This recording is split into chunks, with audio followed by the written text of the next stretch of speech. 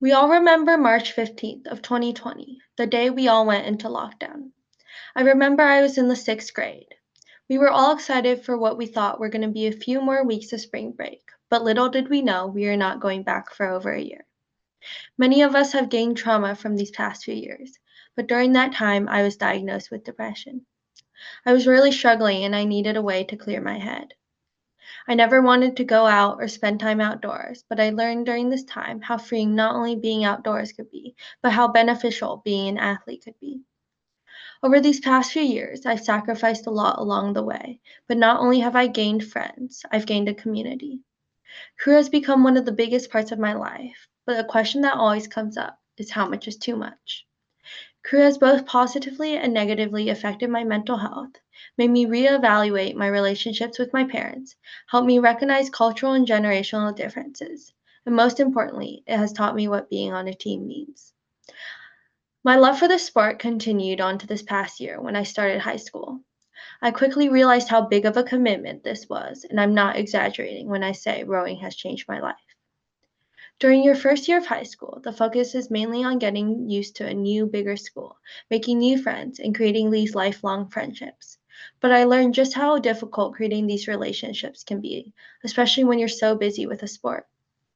Want to go to the movies? Sorry, I have rowing. Want to come to my party? Sorry, I have rowing. It's always I have rowing now. My parents never believed I would be an athlete, let alone such a competitive, committed athlete. Not only have I had to change how I live, my whole family has had to make a big switch. I've had to grow to be more independent, finding my own rides to practice, making my own arrangements, because even though my life revolves around rowing, my parents don't.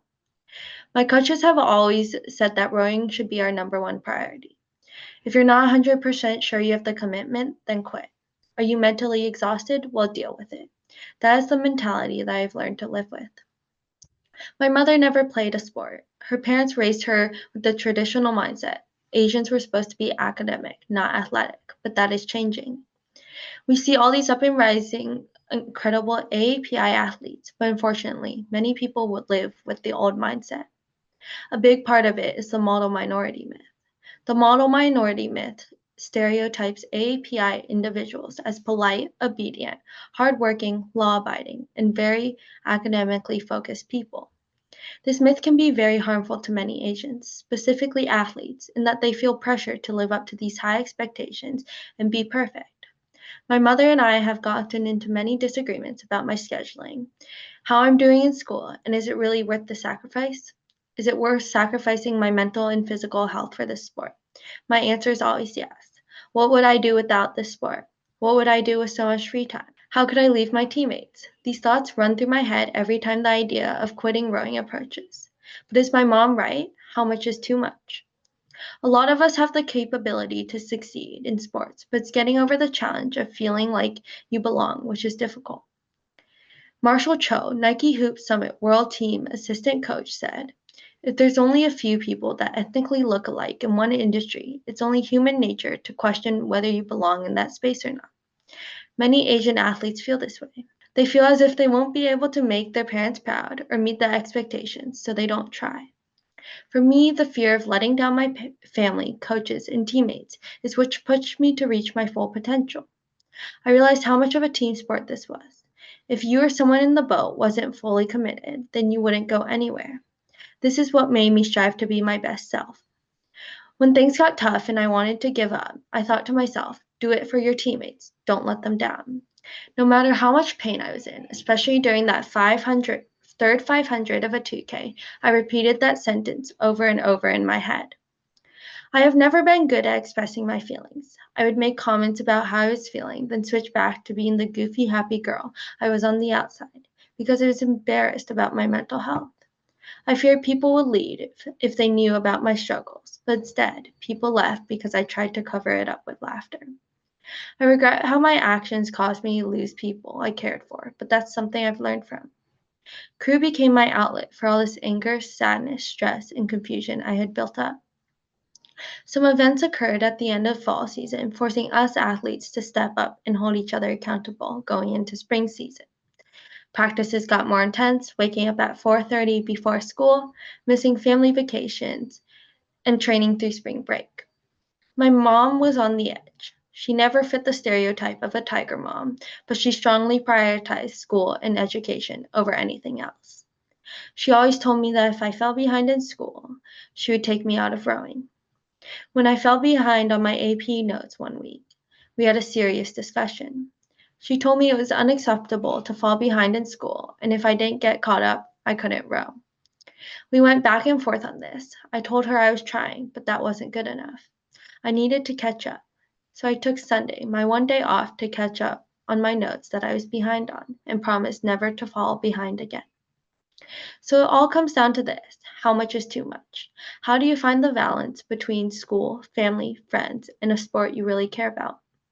I've shared my stories on how it has created issues between family dynamics, school, friendship, and mental health for me, but also the upsides of how rowing has taught me accountability, commitment, resilience, independence, and how I've gained a family. Although there's no one answer for everyone, I want to end by sharing some advice and tips I've learned this past year. 1. Use time wisely. Time management is one of the most important things when it comes to being a student athlete. Finding how to balance school, work, and building relationships with the little free time you have. 2. Prioritize what's important. One of the hardest things is learning what your own priorities are and what you choose to sacrifice. Your priorities aren't like anyone else's. Don't let others make decisions for you. Only you know what you want. If you're trying to be a D1 athlete in college, then maybe your sport is your top priority. Or maybe you rather focus on academics, so sports is more like a hobby. It's all about what you want to do. 3. Make a plan. Keep a schedule of what you have to do. Organization is a key part in being successful. You have to plan ahead. For example, if you miss school for a tournament or a race, then make a plan with your teachers on how to stay caught up. By being organized and making plans, you'll learn so many important skills, not only for now, but for the future too. 4. Take breaks. This one's important. As a student athlete, it often feels like you have no time for breaks, but prioritizing rest and recovery is very important. If it's always practice, races, and catching up on school, in the long run, you'll burn out. You may even lose the love you have for your sport. Not only will it slowly break down your physical health, your mental health will suffer as well. This means not always striving for perfection and making sure you're taking care of yourself. And finally, what I found to be most important: communicate. Not only with your friends and family, but with your teachers, coaches, and fellow teammates. Everyone wants to see you succeed. Although it may not always seem like it, everyone will do their best to help you in any way possible. Talk with your teachers if you're falling behind so they can give you an extension or figure out an arrangement. Communicate with your coaches if you're having a hard day or just not feeling great. Their number one priority is your health. And lastly, what I realized being on a small team with roughly 20 athletes, we all need to look out for each other. These girls have had my back no matter what, through the good and the bad. We were put in uncomfortable situations and had to make hard decisions as a team, and through it all, we learned together, grew together, and got stronger together. No one person's experience is like any other's, so take the time to think about what's best for you. Difficult decisions will be made, but in the end, it's worth it.